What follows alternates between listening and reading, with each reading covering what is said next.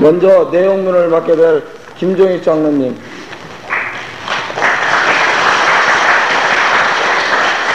표현문을 맡게 될 정순복 집사님, 반응문을 맡게 될 주재권 전도사님, 태도면을 맡게 될 김영환 장로님,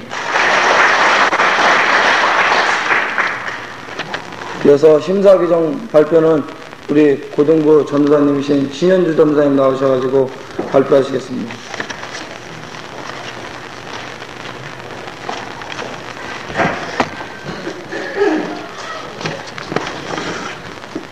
대단히 감사합니다. 지난해에 목사님 미국 가셨을 때 제1회 고등부 주최로 설교대회를 갖고 이번에 제2회 설교대회를 갖게 됐습니다. 지난해 상당히 열변들을 투하셨는데 금년에도 수없이 많은 연습들을 거듭한 것 같습니다. 모쪼록 자기 기관들 응원하셔서 좋은 성적들 얻으시기를 바랍니다.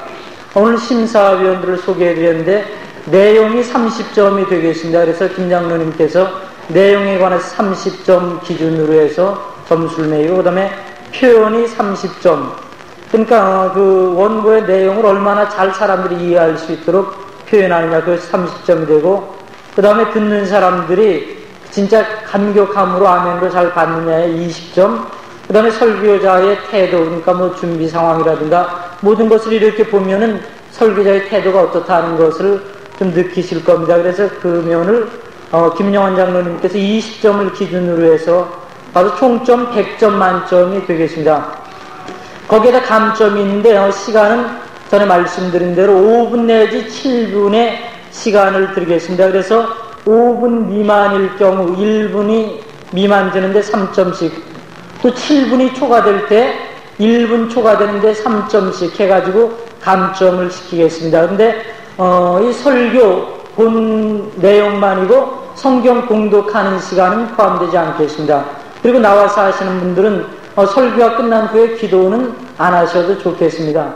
기도는 안 하셔도 되니까 성경 공독하시고 이어서 말씀 전하실 때에 그 시간만 5분 내지 7분 간격으로 하면은 시간의 구애는 받지 않겠습니다.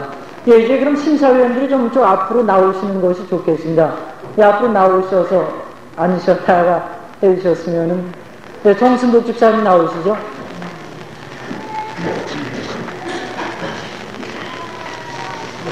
그리고 주전사님 나오시고요.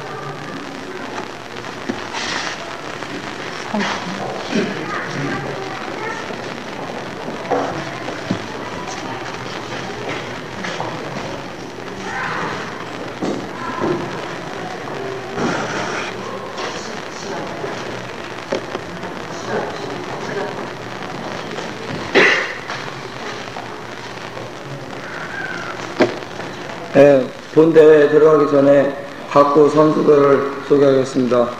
먼저 여기 프린트 대항 그 소개단에 보면은 1번, 2번 이렇게 아라비아 숫자로 쭉 나열되어 있는데 그게 그 참가하는 선수단에 나와서 하실 순서입니다. 그러니까 참고로 하시기 바랍니다.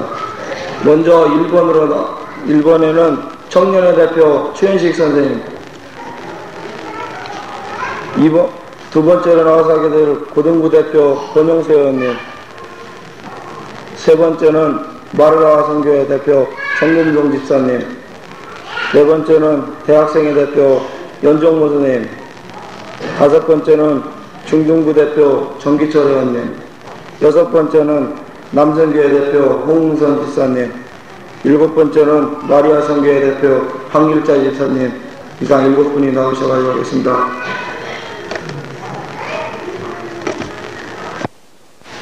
장 23절에서 26절 제목은 예수님을 모시고,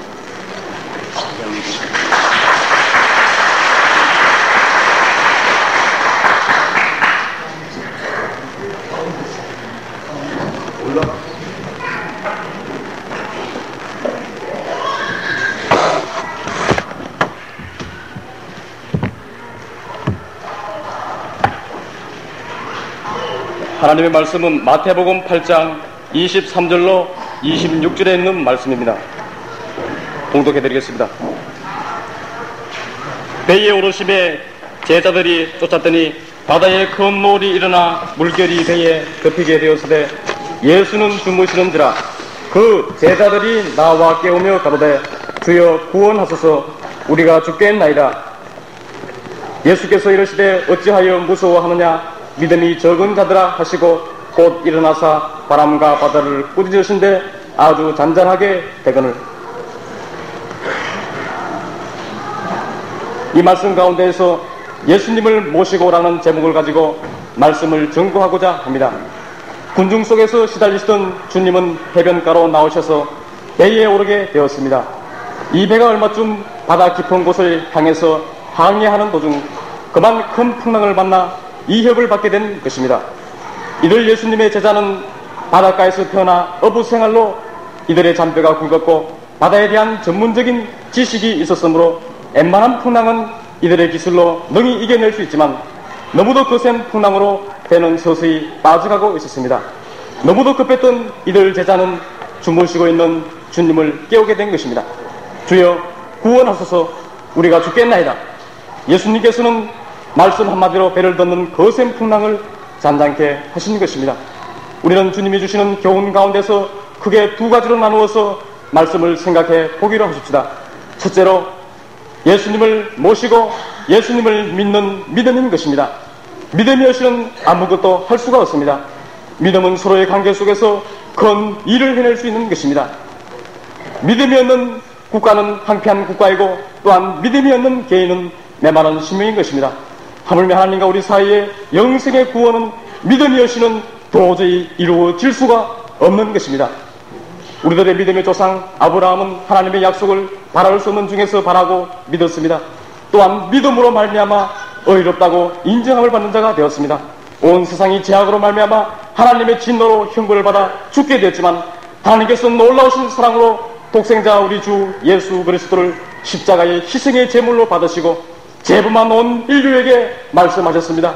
요한복음 1장 12절 말씀을 보면은 영접하는 자 곧 그 이름을 믿는 자들에게는 하나님의 자녀가 되는 권세를 주셨으니 누구든지 예수님의 십자가 앞에 나와서 자신의 죄를 뉘우치고 예수님을 자신의 구주로 영접하는 자에게는 하나님께서는 자녀로 삼으시고 다시는 죄악 세상에 내어버려 두시지 아니하시고 영원한 하늘나라로 인도해 주신다고 약속하신 것입니다. 여기 계신 우리 성도님들은 이미 죄사함을 받고 주님 앞에서 진실된 청지기가 다 된 줄로 믿습니다. 이제 우리는 여기 있는 말씀과 같이 바다를 항해하는 우리 예배를 탄 것입니다. 지금 우리가 항해하는 이 바다는 너무도 넓어서 잔잔치만 않습니다. 우리가 주님의 뒤를 따르는 것은 결코 쉬운 일은 아니겠습니다. 이 길은 그리고 눈물 없이 피 없이는 못 가는 십자가의 길인 것입니다. 지금 우리가 사는 이 사회는 요동하고 급변하는 사회입니다. 이 세상은 언제 무슨 일이 닥칠지 모르는 위험한 세상인 것입니다. 우리는 깨어 부르짖어야 되겠습니다. 지금 우리가 항해하는 이 바다는 잔잔치만 않는 것이기 때문입니다. 세상의 행복과 재물, 세상의 그 만족, 그 무엇과도 이 배에 모신 우리 주님과는 결코 바꿀 수가 없습니다. 그 무엇이 우리를 유혹한다 할지라도 우리는 결코 바꿀 수가 없는 것입니다. 우리가 늘 부르는 찬송가 중에는 이런 좋은 찬송이 있습니다. 제가 이 찬송을 한번 불러보기로 하겠습니다. 검물결이 술래는 어두운 바다 등대조차 저 멀리 희비하나 이 풍랑에 배저 항해하는 주 예수님 나의 사공이시라. 나 두려움은 내 두려움 없도다. 주 예수님 늘 깨어 계시도다. 이 흉흉한 바다를 다 지나면 저 소망의 나라에 이르리라. 주님이 없는 배는 풍랑을 만나면 죽게 되는 것입니다. 주님이 없는 심령은 불안과 공포, 죄악으로 말미암아 영원한 지옥에 떨어져서 슬피 울며 지낼 것이기 때문입니다. 우리는 오늘 이 시간에 우리가 항해하는 우리의 배에 우리의 심령 속에 우리 주 예수님을 모셨는지 확인해 보십시다. 예수님을 꼭 모시고 담대하게 믿으면서 나가야 되겠습니다. 둘째로 우리는 말씀 가운데서 예수님을 모시고 하늘의 소망을 가져야 되겠습니다. 항해하는 이 바다는 영원한 것은 결코 아닌 것입니다. 이것은 마치 잠시 있다가 없어지는 안개와 같이 지나가고 말 것입니다. 이 세상은 나그네 길이라고 말하지 않았습니까? 이 흉흉한 바다가 다 지나면 저 소망의 나라에 이를 것입니다. 우리에게는 저 소망의 나라가 있는 줄로 믿습니다. 우리는 다 언젠가는 주님 앞에 가야 합니다. 주님이 계신 저 하늘나라, 거기는 눈물도 슬픔도 근심 걱정 괴로움 그리고 추위도 없는 주님의 따뜻한 품속, 영원한 하늘나라 영생 복락을 누릴 수 있는 곳입니다. 사망의 험침한 골짜기로 달리던 우리들을 주님은 부르시어 참 비춰주시고 영원한 하늘의 소망을 가지게 하심을 감사해야 되겠습니다. 요한복음 14장 27절 말씀을 보면은 평안을 너희에게 끼치노니 곧 나의 평안을 너희에게 주노라. 내가 너희에게 주는 것은 세상이 주는 것과 같지 아니하니라. 너희는 마음에 근심도 말고 두려워하지도 말라. 우리는 이 말씀에 힘을 입어서 이 험한 풍랑을 항해하는 우리 선장 성도님들은 우리 주 예수님을 모시고 담대하게 믿으면서 나가십시다. 예수님을 모시고 하늘의 소망을 가지고 어떠한 풍랑도 역경도 시험도 환난도 이겨내고 승리하는 성도님이 되십시다. 예수님을 모시고 믿으면서 하늘의 소망을 가지고 나아가는 사람 앞에는 시험도 환난도 거센 바람 거센 풍랑 그 무엇도 결코 이 사람을 넘어지게 못할 것입니다. 우리는 예수님을 꼭 모시고 담대하게 믿으면서 하늘의 소망을 가지고 나아가십시다. 주님의 성령님께서 우리와 늘 항상 동행하심으로 말미암아 우리들의 발걸음, 행동, 언어 속에서 빛과 소금의 역할을 다하며 날마다 하나님께 영광을 돌리는 저와 여러분이 되기를 바랍니다. 아멘.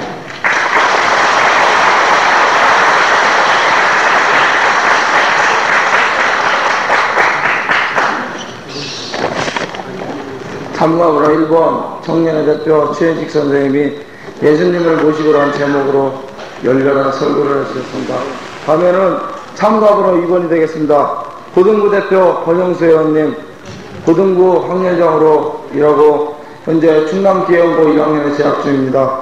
성경 본문은 데살로니가전서 5장 16절에서 18절, 성경 제목은 하나님의 뜻이라는 제목으로 말씀 좀 하시겠습니다.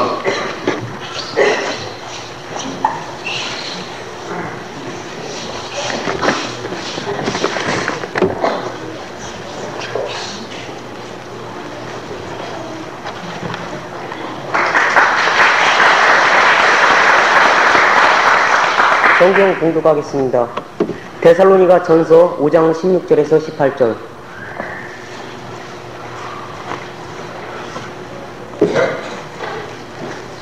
낭독하겠습니다. 항상 기뻐하라. 쉬지 말고 기도하라. 범사에 감사라. 이는 그리스도 예수 안에서 너희를 향하신 하나님의 뜻이니라. 아멘. 저는 오늘 이 시간에 여러 교우님들께 하나님의 뜻이라는 제목으로 말씀을 전하고자 합니다. 본문을 보면 하나님의 뜻이 무엇인지 잘 나타나 있습니다. 첫째는 항상 기뻐하는 것입니다. 즉 우리의 구세주가 되시는 주님을 내 마음속에 모시고 날마다 순간순간을 기뻐하는 것입니다. 여기에서 기쁨이란 모든 환경에 본질적으로 지배되지 않는 그리스도의 사실에 근거한 기쁨인 것입니다. 본문을 보면 바울 자신이 그러한 것처럼 데살로니가 교회 가운데서도 항상 기쁨이 있도록 권면하고 있는 것이 보입니다. 결국 기쁨이란 그리스도의 사실에 근거한 기쁨인 것입니다. 하나님이 기뻐하시는 것은 하나님이 사람을 이면저면이 아니라 전체로서 예수 그리스도의 사실 때문에 받아들여지고 있다는 사실이 사람의 마음 가운데서 생겨나게 하는 기쁨인 것입니다. 그렇기 때문에 사도 바울은 항상 기뻐하라고 성령의 은사를 지시하고 있는 것입니다. 둘째는 쉬지 않고 기도하는 것입니다. 이것은 무시로 성령 안에서 기도하는 것을 뜻합니다. 주님을 늘 묵상하는 것도 쉬지 않는 기도가 되는 것입니다. 여기에서 기도란 감사 그리고 찬송과도 결부된 것입니다. 결국 모든 것이 하나님께 달렸다는 것을 인정하고 하나님의 주권과 섭리에 대한 신앙에 충만되어 하나님의 뜻에 순종하고 하나님의 뜻을 기도해 나가는 것입니다. 여기 한 예화로 미국 남북전쟁 때 북군을 지휘한 사람은 유명한 아브라함 링컨이었습니다. 그는 믿음이 득실한 사람이었으므로 전쟁 중에도 하나님 앞에 기도드리는 것을 잊지 않았습니다. 그는 매일 시간을 내서 고요히 하나님 앞에 무릎을 꿇었습니다. 그가 기도할 때는 그의 처망문에 흰 손수건이 걸려 있었던 것입니다.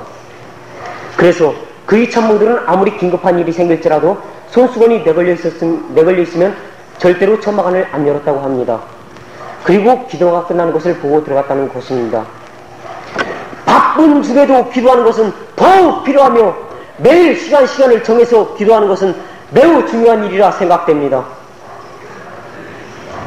셋째는 범사에 감사하는 것입니다. 이것은 순경 역경을 가리지 않고 감사하는 것을 뜻합니다. 만약 좋은 일에만 감사하고 결코 굳은 일에는 감사할 수 없다면 이것은 범사의 감사가 아닌 것입니다. 더욱 자세히 말씀드리면 범사회란 모든 박해나 시험을 통한 고난을 말하며 감사라와 연결되어 모든 사항이 하나님의 손 가운데 있다고 하는 하나님의 주권과 섭리에 대한 구체적인 행동하는 신앙 고백인 것입니다. 그 예로 사도 바울을 들 수 있습니다. 그는 복음 선포를 위해 온갖 고난과 시련을 겪지 않으면 안 되었습니다. 그러나 온갖 고난과 시련이 주님을 위한 길이라 생각하며 그는 범사에 감사하는 생활을 하였던 것입니다. 우린 모든 성도님들도 바울과 같이 범사에 감사하는 생활을 하시기 바랍니다. 위에서 말한 세 가지는 분명히 하나님의 뜻입니다. 따라서 기쁨, 감사, 기도가 된 일체가 된 신앙빛 아래서의 생활은 예수 그리스도 안에서만 가능하며 이것이야말로 하나님의 뜻이 전문 아니라고 해도 중요한 일부인 것입니다. 바울은 하나님의 의지라는 최후의 권위에 뿌리받고 기쁨, 감사, 기도에 대한 권고를 하였던 것입니다. 우리 모든 성도님들도 사도 바울이 권고한 것처럼 항상 기뻐하고 쉬지 말고 기도하며 범사에 감사하는 생활을 통해 우리의 구세주가 되시는 주님께 살아있는 영광을 돌리시기 바랍니다. 아멘.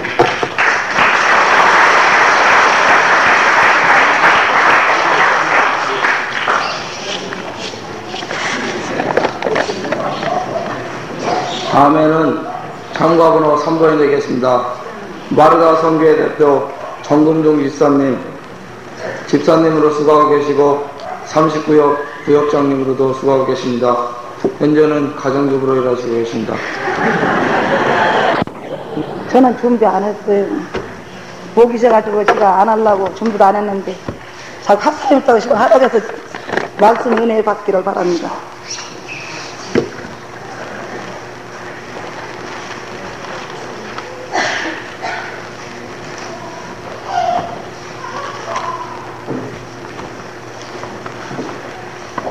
누가복음 6장 28절 말씀입니다. 너희를 저주하는 자를 위하여 축복하며 너희를 모욕하는 자를 위하여 기도하라. 이 말씀을 드리겠습니다. 이 말씀을 드리는 것은 제가 간증 말씀을 드리기 위해서 이 말씀을 드렸습니다. 제가 저주를 해서 저주 받는 것을 제가 보기 때문에 이 말씀을 드리려고 합니다. 제가 그 전에 돼지 한 마리를 기렸어요. 그런데 중돼지만 이렇게 컸는데 돼지가 자꾸 밥을 주면 그 돼지만 굿에다가 뭘 갖다 넣어요. 돼지 지푸라기를요. 날마다 그걸 치면 또 하고 해서 제가 속이 상해가지고서 저놈 돼지 발목 아니라 오그라들으라고 제가 그랬습니다. 그러고서 자고 그 이튿날 아침에 밥을 주려고 보니까 돼지가 안 나와요. 하도 이상해서 돼지가 하루 저녁에 병이 들렸나 싶어가지고서 불러봐도 나오더라네요. 그래 누구 보고 좀 끌어내보라고 했더니요. 끌어와서 밥을 주니까 밥은 먹어요. 그래서 살펴보니까 다리가 이렇게 오그러졌어요. 지가 그걸 보고 깜짝 놀랐어요. 참 짐승한테 지가 저주로 했으니까 말이지, 만약에 사람한테 그런 저주로 했다면 얼마나 무섭고 떨리겠습니까? 우리들은 신앙으로서 철저한 믿음 생활하면서 이런 말은 안 하면 좋겠어요. 우리들은 신앙으로서 믿음으로서 세상 사람한테 본이 되고 빛이 되는 생활을 해야만 되겠어요. 세상 사람한테 우리는 잘못하면 예수 믿는 것들 저렇게 한다고, 예수 믿는 것들이 저렇게 행동하나, 이런 소리를 많이 들어요. 제가 많이 듣기 때문에 이런 말씀을 드립니다. 제가 원고를 아까 좀 썼는데 급하다 보니까 잊어버렸어요. 그래서 쪽지를 그냥 뒤에서 그냥 잠깐 조금 썼는데요, 이해해 주시기 바랍니다. 우리는 항상 금전 문제 때문에 더 그런 소리를 많이 듣게 돼 있어요. 항상 우리들은 남한테 돈을 줄 때 조금만 더 주세요. 그러면은 그분들이 욕 안 해요. 남한테 우리가 돈을 받을 때는 조금만 덜 받으세요. 그러면은 얼마나 좋겠습니까?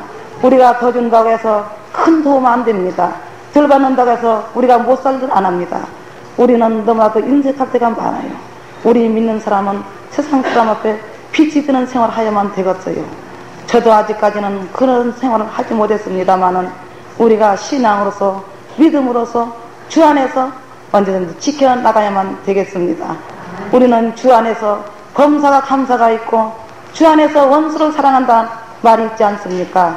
세상 바깥에 있는 사람이 어떻게 원수를 사랑하며 범사가 감사가 있겠습니까?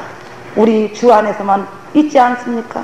우리 주 안에서는 항상 지켜야 할 말을 우리는 지켜야만 되겠습니다. 제가 저주하는 사람을 어떻게 축복을 저희들이 해주겠습니까? 이 말씀을 드리는 것은 우리들은 신앙으로서 믿음으로서 기도해서 은혜 충만히 받아서 완전히 우리들이 녹아져야만 우리한테 저주하는 사람을 위해서 기도할 수 있고 축복해 줄 수 있습니다. 우리는 기도하지 않고서는 그런 은혜를 받지 못합니다. 우리는 신앙으로서 믿음으로서 우리 성도들 여러분들이 다 같이 지켜주시기를 바랍니다. 감사합니다.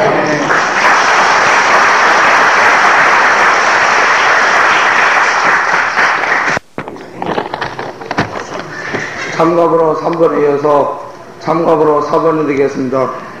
대학부 대표 연정모 선생님.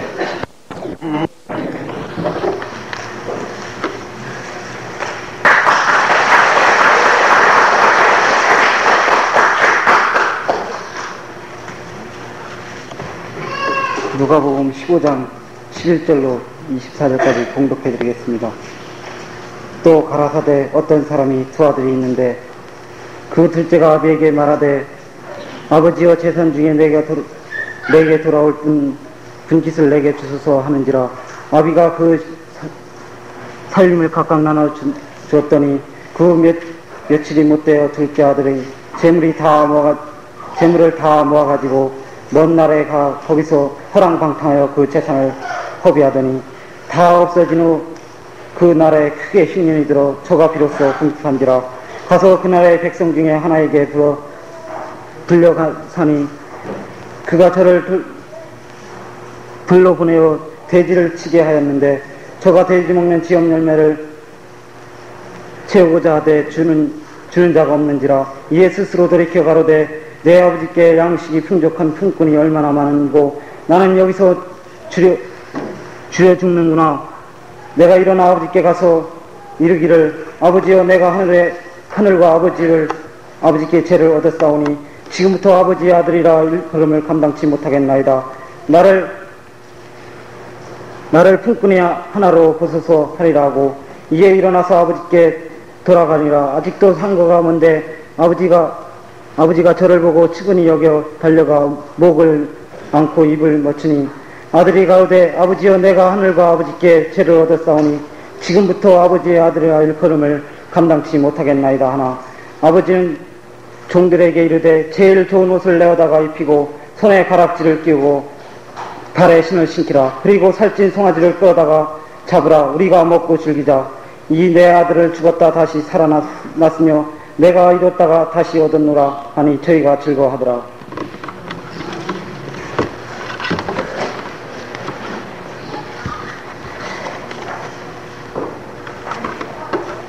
설교 제목은 오라 아버지께로 하는 제목으로 설교 말씀을 해드리겠습니다. 본문은 부친을 떠나 허랑방탕한 생활하여 아버지께로 나누어 받은 재산을 다 탕진한 후에 결국 돼지치는 하인의 꼴로 전락하여 굶어 죽게 된 자신의 운명을 자각하고 스스로 느끼고 돌이켜 아버지께로 돌아온 후에 옛 행복을 찾게 된 탕자에 비유된 말씀입니다. 우리는 이 비유에서 현대인의 죄된 모습을 보게 되며 아울러 현대인에 대한 하나님의 사랑을 알 수 있습니다. 여기서 탕자의 죄는 아버지의 사랑의 품을 떠난 것입니다. 현대인의 죄는 하나님 아버지의 사랑의 품을 떠난 것입니다. 탕자는 창기와 더불어 먹고 마시고 춤추며 노래를 부르며 호랑방탕한 생활을 하여 부친으로부터 받은 것을 다 탕진하였던 것입니다. 부친으로부터 받은 물질과 함께 그의 인격과 영혼을 탕진하였던 것입니다. 인간이 하나님으로부터 떠나 자유로우며 행복하다고 생각했던 것입니다. 그러나 인간은 하나님으로부터 받은 고귀한 것을 인격과 영혼의 자유를 넘어서 아무 꺼리낌 없이 제 마음대로 탕진하여 버린 거 말았던 것입니다. 탕자의 잘못된 생각에 부친이 간섭이 귀찮아졌을 뿐 아니라 부친이 도움과 보살핌 없이도 넉넉히 살아갈 수 있다고 믿었던 것입니다. 자신이 지혜와 지식, 짓거리만한 능력과 경험 가지고 자립할 수 있다고 믿었던 것입니다. 현대인 역시 하나님의 도움과 돌보심이 필요 없다고 생각하고 있으며 과학의 발달은 이러한 생각을 더욱 뒷받침하여 주고 있습니다. 하나님의 도움이 필요한 때는 인간의 힘이 미치지 못할 때입니다. 인간의 두뇌와 기술은 놀라운 과학의 진보를 가져왔으며 과학의 발달은 결국에는 인간 만능의 사상을 낳고 말았습니다. 그하여 아버지의 존재의 필요성과 그의 권위를 인정치 않게 된 탕자와 같이 하나님의 존재와 그 권위를 필요하던 인간이 하나님의 간섭이 귀찮아졌으며 그의 이로움과 돌보심 없이도 얼마든지 살아갈 수 있다고 생각함으로 말미암아 하나님을 떠나고 또 하나님을 배반함으로 말미암아 인간에겐 불행이 왔으며 비참이 왔습니다. 여기서 우리는 생각해 봐야 됩니다. 신이 인간 역사 속의 역사하심을 볼 줄 알아야 한다는 말씀입니다. 보이는 손만 보지 말고 보이지 않는 거룩하신 주님의 손길을 봐야 된다는 말씀입니다. 인간 만능을 모두 잃어버린 인간에겐 그 한계점의 오므로 말미암아 더 이상 갈 수 없을 뿐 아니라 인간이 멈춰서 있는 그곳에는 더 많은 문제들이 놓여있게 된 것입니다. 인간은 자기 능력의 한계점을 보고 비로소 탄식하기에 이르렀으며 자신의 능력을 모두 잃어버리고 살아온 지난 날들이 한스럽게 느껴지게 된 것입니다. 그동안 가지고 있던 물질과 인격을 다 탕진해 버린 것을 스스로 느낀 탕자와 같이 인간은 하나님으로부터 받은 육체와 정신과 영혼이 모두 탕진되어 버리고 자신의 모습을 알아차리게 된 것입니다. 돼지가 먹는 지엄령과 같은 이 세상에 거스서 아무 만족도 할 수 없음을 알게 되었으며 종국에 가서는 자신이 완전 파멸에 이르게 된다는 것을 알게 되었으며 알아차리게 되었다는 말씀입니다. 그런데 그렇게 못된 탕자가 돌아왔을 때 아버지는 살찐 송아지를 잡고 잔치를 하였습니다. 이것이 거룩하신 아버지의 사랑입니다. 하나님께서는 인간들이 지은 죄를 뉘우치고 돌아오기를 하루가 천년같이, 천년이 하루같이를 기다리고 계십니다. 돌아오기만 하면 지난 날들의 모든 잘못과 죄를 탓하지 않으시고 무조건 용서해 주실 뿐 아니라 다시 자녀로 회복시켜 주시며 자녀에게 주실 특권과 모든 축복을 누리게 하시는 것입니다. 탕자가 참된 자유와 행복을 다시 찾을 수 있는 길은 아버지께로 돌아오는 길뿐과 마찬가지로 탕자 같은 현대인은 진정한 행복과 절대 앞에 돌아오는 길밖에는 없는 것입니다.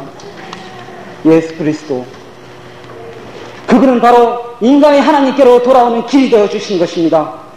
현대를 산다면서 현대 속에서 행복과 만족을 구하는 여러분, 에덴 동산을 잃은 아담은 오늘 참 평안, 참 행복, 참 기쁨이 없습니다. 우리들은 사랑하신 하나님 아버지 기다리심을 알아야 되며 하나님의 참된 사랑을 알아야 된다는 말씀입니다. 마태복음 11장 28절에 수고하고 무거운 짐진 자들아 다 내게로 오라, 내가 너희를 쉬게 하리라고 말씀하시고 있습니다.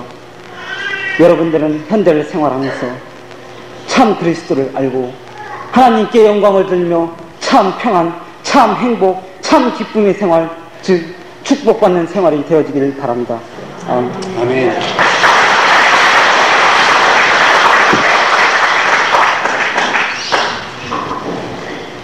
아멘은 참가번호 5번이 되겠습니다. 중등부 대표 정기철 의원님.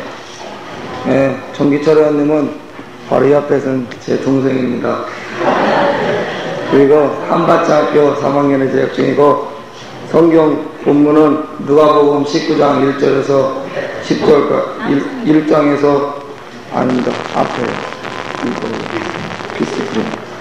누가복음 19장 1절에서 10절까지.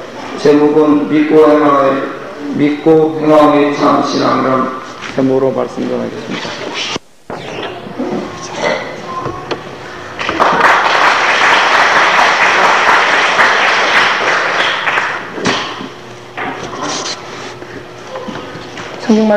성경 말씀 봉독하겠습니다. 예수께서 여리고로 들어 지나가시더라. 삭개오라 이름하는 자가 있으니 세장이요 또한 부자라. 저가 예수께서 어떠한 사람인가 하여 보고자 하되 키가 작고 사람이 많아 갈 수 없어 앞으로 달려가 보기 위하여 뽕나무에 올라가니 이는 예수께서 그리로 지나가시게 되니로라. 예수께서 그곳에 이르사 우러러 보시고 이르시되 삭개오야 속히 내려오라. 내가 오늘 내 집에 유하여야 하겠다 하시니 급히 내려와 즐거하며 영접하거늘 무사람이 보고 수군거를 가로되 저가 제니 집에 유하러 들어갔도다 하더라. 삭개오가 서서 주께 여짜오되 주여 보시옵소서. 내 소유 절반을 가난한 자들에게 주겠사오며 만일 네 것을 토색한 일이 있으면 4배로 갚겠나이다. 예수께서 이르시되 오늘 구원이 이 집에 이르렀으니 이 사람도 아브라함의 자손이미로다. 아멘. 설교 제목은 믿고 행함의 참 신앙이라는 주제를 가지고 말씀드리겠습니다. 우리 사람들이 가지고 있는 마음은 너무나도 여러 가지인 것을 우리는 알 수 있습니다. 어떤 때 우리가 시장에 나가보면 큰 소리로 외치는 사람들이 많이 있는 것입니다. 여기 세상에서 가장 싼 바지가 있습니다. 누구나 다 보십시오. 싸구려 멋도 있습니다. 어느 홀쭉한 뚱뚱한 멋진 사람도 맞습니다 하면서 큰 소리로 확성기를 통해서 외치는 것을 우리는 들을 수 있습니다. 그럴 때 보면 어떤 사람은 웬 소리를 지나고 가보는 사람도 있고 또 그 말이 사실인지 가보는 사람도 있는 것입니다. 그러나 그 반면에 그 사람은 소리를 지르건 말건 막무가내 지나가는 자도 있는 것입니다. 여기도 이와 비슷한 현상이 일어나고 있었습니다. 한 돈 많고 잘 사는 부자로서 세상 사람들이 좋은 소리를 듣지 못하는 한 사람이 세상에서 떠들썩하게는 한 분이 계시다니 나도 한번 찾아보자는 마음으로 열심을 가지고 그분을 만나러 갔던 것입니다. 그 열성이 예수님을 감동시킨 줄 압니다. 첫째로 예수님이 어떤 사람에게 이렇게 많은 사람이 모일까고 이 세리오 부자인 삭개오는 열심을 내가지고 예수님을 만나보려는 열심을 가지고 있었습니다. 이 사람은 아주 키가 작았습니다. 앞에는 많은 사람들이 와 있었습니다. 그러므로 예수님을 삭개오는 만나볼 수가 없었습니다.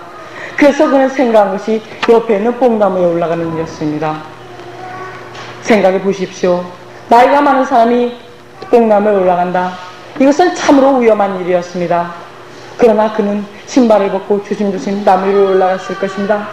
잘못하다 떨어지면 허리가 부러질지 다리가 부러질지는 모르는 일이었습니다. 그러나 그는 예수님을 만나보려는 열심을 가지고 있었던 것입니다.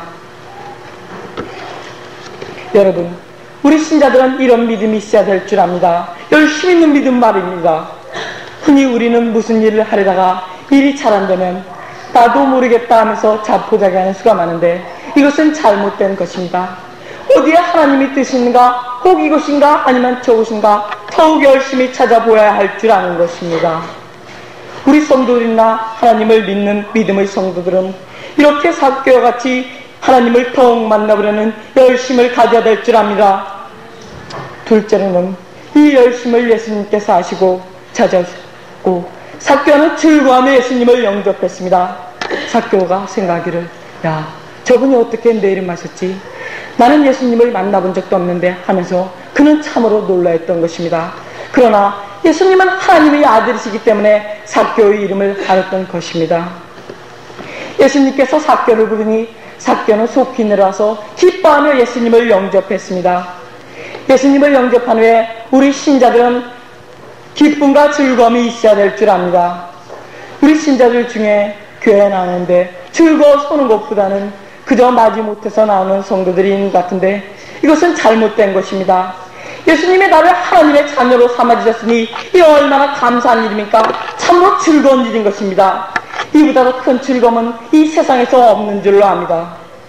온 우주 만물을 창조하시고 다스리시는 하나님이 나의 아버지시다. 이 얼마나 큰 영광입니까? 우리도 예수님을 영접한 성도라면 삭개같이 기뻐하며 살아나가야 될 줄 아는 것입니다. 셋째로는 예수님을 영접해 생활이 편합니다. 삭개는 힘이 났습니다. 벌떡 떠서 예수님께 주여 내가 가지고 있는 물건을 절반을 가난한 자에게 주겠습니다. 또 이것을 조사한 것이 있으면 4배로 보장하겠다 했으니 이 얼마나 큰 편안인 것입니까? 한 청년이 예수님께 찾아와 주여 내가 어떻게 해야만 구원을 얻을 수 있겠습니까? 할 때 예수께서 말씀하시기를 내 소유 물건을 다 팔아 가난한 자에게 나누어 주라고 했습니다. 그러자 그 청년은 매우 슬픈 표정을 하며 집으로 돌아갔습니다. 야고보서에서 보면 헐벗고 주위에 시달리는 사람 보고 더욱 깨라 했고 뜨뜻하게 하라 했습니다. 먹을 것이 없어서 배를 굶주린 자에게는 배부르게 하라 한다면 아무 유익이 없다고 했습니다. 우리는 예수님을 사는 사람이라면 이 삭개같이 생활의 변화가 있어야 될 줄 아는 것입니다. 이제 결론적으로 말씀드리겠습니다. 남에게 손바닥 봤던 부자 삭개는 열심을 내가지고 예수님을 만나러 할 때 예수님은 그를 찾아오셨고 영접해 주셨습니다. 그는 기뻐했습니다. 생활의 변화가 있었던 것입니다. 아브라함께 하나님이 아뢰는 백세 준 아들을 모리아산의 번제물로 드리라고 할 때 아브라함은 하나님의 말씀을 순종하고 이루행할 때 이롭다 하심을 받은 줄로 압니다. 이 세상에서 가장 귀중한 것은 하나님이 우리에게 주신 독생자 예수님이 나를 위해 돌아가심을 믿는 것인 줄 압니다. 또 중요한 것은 행함입니다. 야고보서 2장 22절에 보면 내가 복음과 믿음이 온전케 되었느니라 하였습니다. 이렇게 행함이 있는 믿음이 따를 때 우리는 참 신자가 되며 참 신앙을 가진 자가 될 것입니다. 할렐루야. 아멘.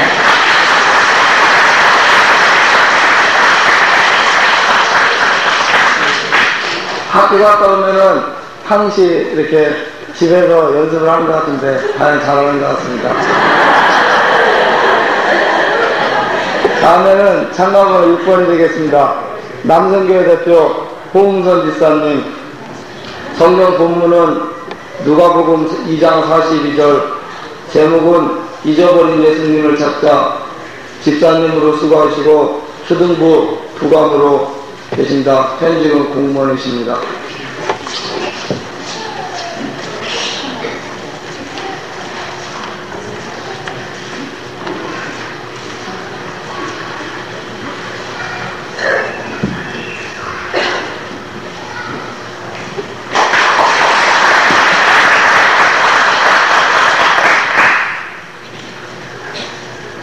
성경 누가복음 2장 41절부터 50절까지 보겠습니다. 그 부모가 해마다 유월절을 당하면 예루살렘으로 가더니 예수께서 12살 될 때에 저희가 이 절기의 전례를 쫓아 올라갔다가 그날들을 마치고 돌아갈 때에 아이 예수는 예루살렘에 머무셨더라. 그 부모는 이를 알지 못하고 동행 중에 있는 줄 생각하고 하룻길을 간 후 친족과 아는 자들 중에서 찾되 만나지 못하며 찾으면서 예루살렘에 돌아갔더니 사흘 후에 성전에서 만난즉 그가 선생들 중에 앉으사 저희에게 듣기도 하시며 묻기도 하시니 듣는 자가 다 그 지혜와 대답을 기히 여기더라. 그 부모가 보고 놀라며 그 모친은 가로되 아이야 어찌하여 우리에게 이렇게 하였느냐. 보라 네 아버지와 내가 근심하여 너를 찾았노라. 예수께서 가라사대 어찌하여 나를 찾으셨나이까. 내가 내 아버지 집에 있어야 될 줄을 알지 못하셨나이까 하시니 양친이 그 하신 말씀을 깨닫지 못하더라. 아멘. 제목은 나는 찾았네 잊어버린 예수를 이렇게 써보겠습니다. 예수님의 육신의 부모가 되시는 마리아와 요셉은 6월절이면 해마다 예루살렘을 올라갔다고 그랬습니다. 예수님이 12살 되던 해에도 역시 6월절에 절기를 전례대로 지키기 위하여 12살 난 예수님을 데리고 예루살렘을 올라갔습니다. 그때를 생각해 본다면 그 절기를 지키는 까닭에 원근각처 동서남북에서 수많은 사람이 몰려들었을 걸로 이렇게 생각이 됩니다. 절기를 마치고 집으로 돌아가는 길에 그 예수님의 부모님 되시는 마리아와 요셉은 하루의 길을 가다가 보니 아들이 따라오지 않고 잊어버린 것을 확인했습니다. 그때서야 마음에 근심이 생기고 걱정이 생기기 시작했습니다.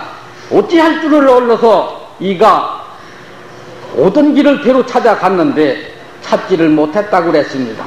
알만한 곳은 다 찾아가 보았으나 찾지를 못하고 친척집마다 다 가봤어도 찾지를 못했다고 그랬습니다.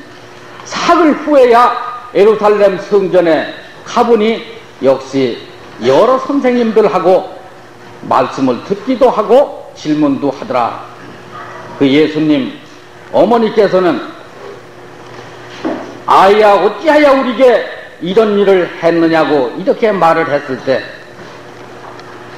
그 예수 어머니가 너희 아버지와 내가 근심하면서 얼마나 너희를 찾은 줄 아느냐고 했을 때 예수님께서는 대답하시기를 어찌하여 나를 찾으셨나요? 내 아버지 집에 내가 있어야 할 줄을 모르셨느냐고 이렇게 말씀하시 기록이 되어 있습니다. 그러나 그 부모들은 깨닫지를 못했다고 그랬습니다. 이 말씀 가운데서 우리가 생각해 본다면 예수님 부모 되시는 그분이 12살 난 예수 아들의 손목을 잡고 절기를 지키러 갈 때는 기쁘고 즐거운 마음이 가득 찼을 줄로 압니다. 우리가 주님 제단 하나님 앞에 예배를 드리러 가정에서 제단을 향하여 떠날 때도 기쁜 마음을 가지고 가는데 역시 그 부모도 자녀를 데리고 갈 때 그 같은 기쁨과 즐거움이 있었을 줄로 생각을 합니다. 그러나 절기를 마치고 집으로 돌아갈 때 하루의 길을 가다가 예수 잊어버린 걸 알았다고 생각을 한다면 그 예수님 부모님들의 그 마음 중심에는 예수님보다도 더한 것을 생각한 것이 있었기에 예수님 따라오는 것을 하지 못하고 잊어버렸던 것이 아닌가 이렇게 생각을 해봅니다.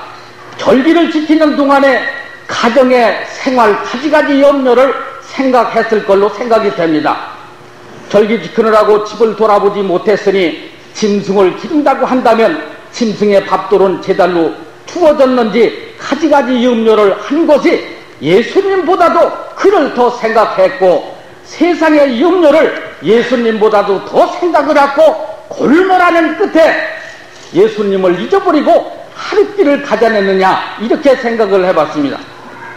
우리가 무슨 일을 하더라도 한 가지 일을 골몰하게 된다면 방 안에서 개중시계가 치는 소리도 치기는 분명히 쳤으나 그 소리를 듣지 못하고 철도가에 살지라도 무슨 일에 골목을 할 때는 기적소리를 울려도 듣지 못하는 경우가 있습니다. 이와 마찬가지로 예수님보다도 가정과 세상 다른 것을 더 골몰하게 생각했을 때 이렇게 예수님을 잊어버리지 않았나. 예수님을 잊어버리고 난 그의 부모의 마음 중심에는 근심과 걱정이 말할 수 없었습니다. 오던 길을 대로 찾다가 못 찾고 알만한 곳을 다 찾아도 찾지 못하고 친척집마다 가도 찾지 못하고 사흘 후에야 성전에서 주님을 만났다고 했으니 사흘 동안에 밤잠인들 제대로 잤겠느냐 하는 것을 생각합니다. 마음에 예수님을 잊어버리고 나니 근심과 걱정과 단잠을 이루지 못하고 갖가지로 염려한 것을 생각해 봅니다. 이래서 우리는 예수님을 잊어버리게 된다면 우리 중심 가운데 근심과 걱정을 모면할 길이 없지 않는가, 이렇게 생각도 해봅니다. 예수님을 잊어버리게 된 동기는 예수님보다도 다른 것을 생각할 때 잊어버린다. 하나님은 부모보다도 자식보다도 무엇보다도 더 사랑하면 합당치 않다고 이렇게 말씀하신 구절이 있습니다. 하나님의 예수님을 잊어버렸을 때 예루살렘 성전에서 예수님을 만났는데, 제단은 하나님이 계신 곳이요 주님이 계신 곳을 그 말씀 가운데서도 찾아볼 수가 있습니다. 우리가 주님을 찾으려고 갖가지로 팔모로 다녀봐도 찾지 못한 사실이 있고, 주님을 찾은 곳은 바로 성전입니다. 제단입니다. 이래서 하나님이 계신 곳이요 주님이 계신 곳이요, 이곳에 우리가 하나님 앞에 예배를 드리러 와서 이 자리에 딱 앉았을 때는 마음에 기쁨과 즐거움이 생긴다. 왜 그러냐 하면 주님과 같이 앉아 동행하니 염려가 다 없는 걸로 이렇게 생각을 합니다. 이렇게 주와 같이 있을 때 우리가 염려가 다 없고 걱정 근심이 다 없지만은, 예배를 마치고 가정에 돌아갈 때는 예수님 육신의 부모님들과 같이 예수님은 성전에 두고 나 홀로만이 가정에 돌아가게 되기 때문에, 다시 돌아가게 되면 전날에 가졌던 근심과 걱정을 그걸 버리지 못하고 다시금 되살아나 우리가 날마다 가정에서 근심과 걱정 이렇게 하게 되는 것 아닌가. 또한 그뿐만이 아니라 애태는 가지가지 문제가 많이 생기는데, 역시 주님과 동행하지 못하고 주님 잊어버린 사람이 아닌가, 이렇게 생각을 해봅니다.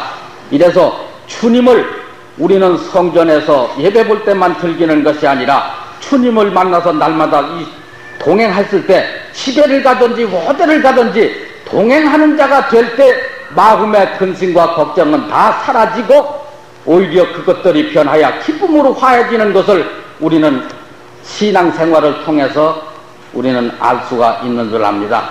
이래서 초막이나 궁궐이나 내 주 예수 모신 곳이 하늘나라요 천국이라고 그럽니다. 아무 데를 가든지 주님 모신 곳, 내 맘에 주님을 모시고 가정에 가야 가정의 하늘나라요 천국을 이루지, 주님 역시 예수님 육신의 부모같이 제단에 떼어놓고 간다면 그냥 전날과 같은 근심과 걱정 모면하고 날마다 고민 가운데 사는 우리가 되지 않을까, 이렇게 생각을 합니다. 마태복음 9장 보면은, 9장이 아니라 마태복음, 마가복음, 누가복음, 복음서에 보면은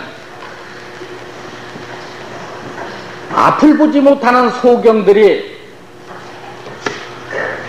예수님께서 여리고로 지나간다는 소식을 듣고 보지는 못했으나 그 마음에 믿어지는 마음이 생겨서 다윗의 자손 예수여 나를 불쌍히 여기소서 하고 부르짖은 말씀이 나옵니다.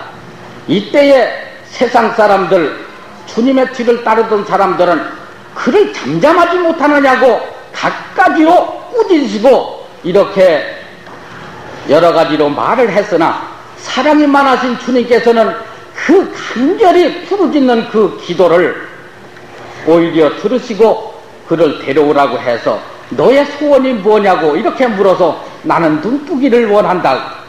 그때에 네 믿음이 너를 구원하였다고 말씀 한마디 끝에 그는 눈을 번쩍 뜨고 앞을 보지 못하는 자가 광명의 천지를 본 사실을 합니다.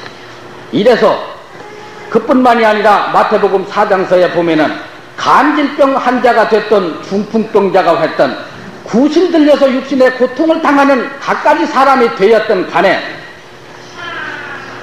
예수님을 만남을 통하여 갖가지 문제가 해결된 것을 찾아볼 수가 있습니다. 이래서 문제는 우리가 예수님을 찾고 모시는 게 문제지, 예수님을 잊어버린 자가 될 때에 이게 또 문제입니다. 갖가지 염려가 예수님을 잊어버릴 때 생기고 여러 가지 문제들이 예수님을 만날 때 해결되는 줄을 압니다. 이래서는 우리는 언제나 주님 성전에서 주님 보고 같이 동행할 때만 마음의 기쁨의 즐거움을 갖을 것이 아니라 재단을 떠나 가정으로 가든 직장으로 가든 어디를 가든 간에 주님과 동행하는 자가 될 때는 갖가지 문제가 해결되는 것을 오늘 이 말씀에서 찾아볼 수가 있습니다. 이래서 주님과 동행하는 자가 될 때는 초막이나 궁궐이나 내 주 예수 모신 곳이 하늘나라요 천국이 되는 것을 알아서 말씀을 드렸습니다. 아멘.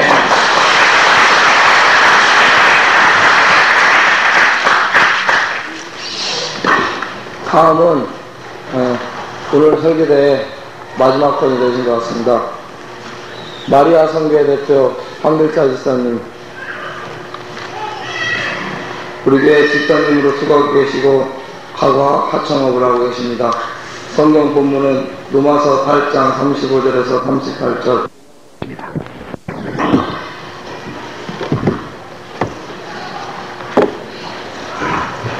성경 말씀은 로마서 8장 35절로 37절에 있는 말씀을 제가 봉독해 드리겠습니다. 누가 우리를 그리스도의 사랑에서 끊으리요? 환난이나 곤고나 핍박이나 기근이나 적신이나 위험이나 가리랴. 기록된 바 우리가 종일 주를 위하여 죽임을 당케 되며 도살할 양같이 여김을 받았나이다 함과 같으니라. 그러나 이 모든 일에 우리를 사랑하시는 이로 말미암아 우리가 넉넉히 이기느니라.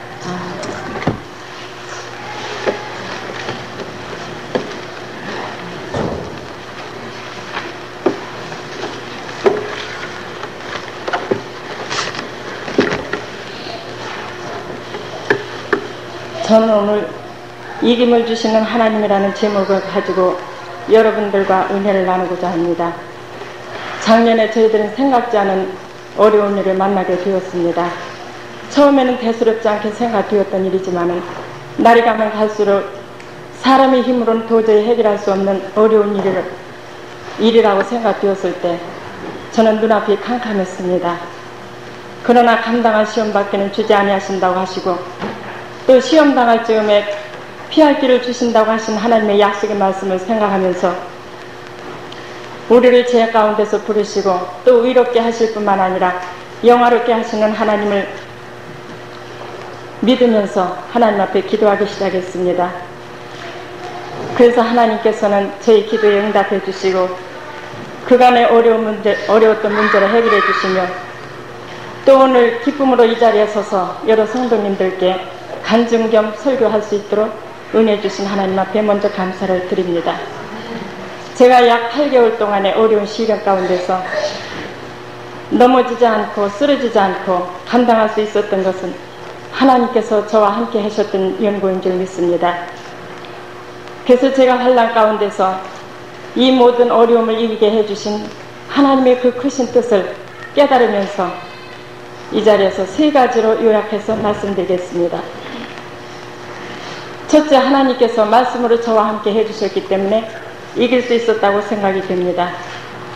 예수님께서 40일을 밤낮으로 금식하시고 줄이셨을 적에 마귀는 제일 먼저 먹는 것으로 시험을 했습니다. 그때 예수님께서는 사람이 떡으로만 살 것이 아니라 하나님의 입으로부터 나오는 모든 말씀으로 살 것이라고 신명기 8장 3절에 있는 말씀을 인용해서 시험을 물리치셨습니다. 우리가 고난을 당하는 것은 하나님의 뜻이 계시기 때문인 줄 믿습니다. 비록 우리가 잘못해서 받는 고난일지라도 하나님은 이 고난을 통해서 우리를 더욱 새롭게 하시고 또 온전한 자리에 이르게 하시는 하나님의 섭리가 계시다고 저는 생각합니다. 히브리서 12장 11절에 보면 무릇 징계가 당시에는 즐거워 보이지 않고 슬퍼 보이나 그런 말미암아 연달한 자에게는 의의 평강한 열매를 맺는다고 말씀을 하셨습니다. 또 시편 119편 71절에 보면 고난당하는 것이 내게 유익이라 이로 인하여 내가 주의 율례를 배우게 되었다고 시편 기자는 말씀하고 있습니다. 하나님을 사랑하는 자 그 뜻대로 부르심을 입은 자들에게는 모든 것이 합력하여 선을 이룬다고 하신 것 같이 이 고난을 잘 참고 견디면 우리의 신앙에 더 유익이 되는 줄로 믿습니다. 둘째, 기도함으로써 이길 수 있었다고 생각이 됩니다. 기도는 신자의 무기입니다. 아무리 말씀을 잘 알고 있다 할지라도 우리가 기도하지 않는다면 무기는 있으되 그 무기를 사용할 줄 모르는 어리석은 군인과 같을 줄로 압니다.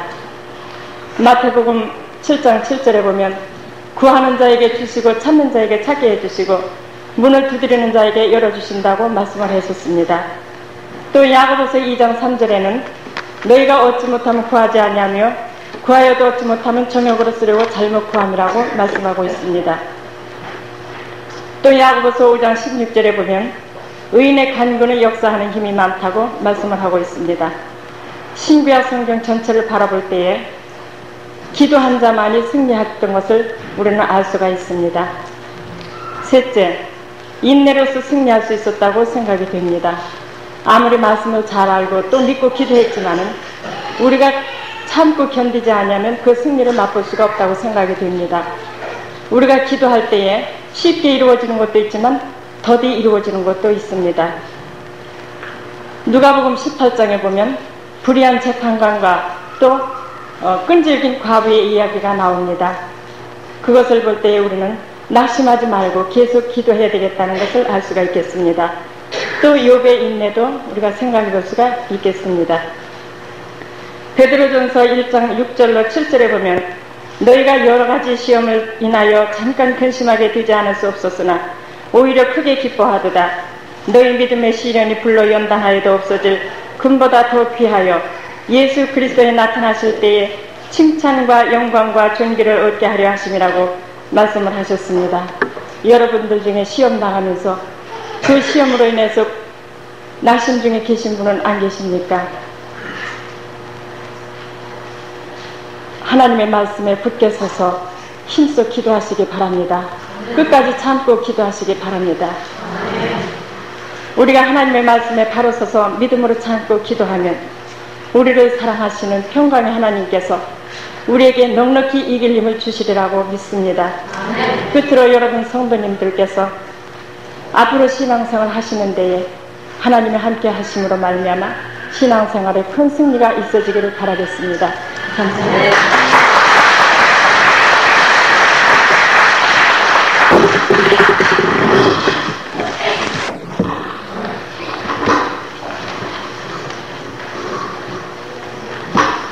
네, 드디어 거짓말이 되는 것 같습니다. 우리 참가 대표자 여러 선수들께서 너무나 열과 성의로서 설교를 해주셔가지고 우리 목사님도 참 놀라시는 것 같습니다. 이렇게 하는데 이런 일을 자주 하셔가지고 우리 선창 성도님들께서는 성경과 말씀으로서 생활하시고 네 분이 포함되어 있고 3위에 마리아 선교회 한길자 집사님, 2위에 청년의 대표로 나온 수연식 선생님, 1위에 중동부 정기철 분입니다. 이상입니다.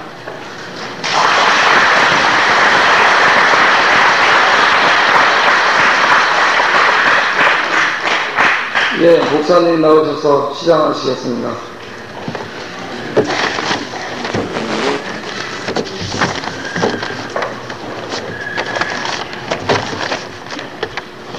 상위 한글자 이사님 앞으로 나와주시면 감사하겠습니다. 네. 수혜식 선생님,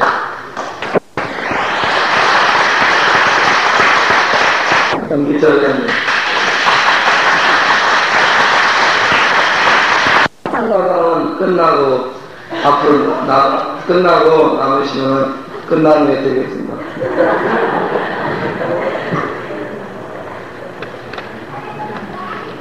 이렇게 해서 제2회 오늘 밤에 여러분들이 나오셔서 말씀을 들려주셨는데 제가 상당히 은혜를 받은 것 같습니다. 그리고 제가 느끼는 것은 뭡니까? 설교는 그 말씀을 체험한 사람들이 전부할 때에 문제가 된다는 것을 느꼈는데 오늘 밤에 그 정비철 분이 이제 설교 이끌어 했습니다만 그 구체적으로 말씀드릴 것은 없고 사개오와 같이 교훈을 받은 학생입니다. 그런데 그가 나와서 그런 설교를 할 때 얼마나 감동이 되고 제가 은혜를 많이 받았어요. 그래서 나도 이건 매년 설교하는 사람인데 설교를 은혜를 받으면서 설교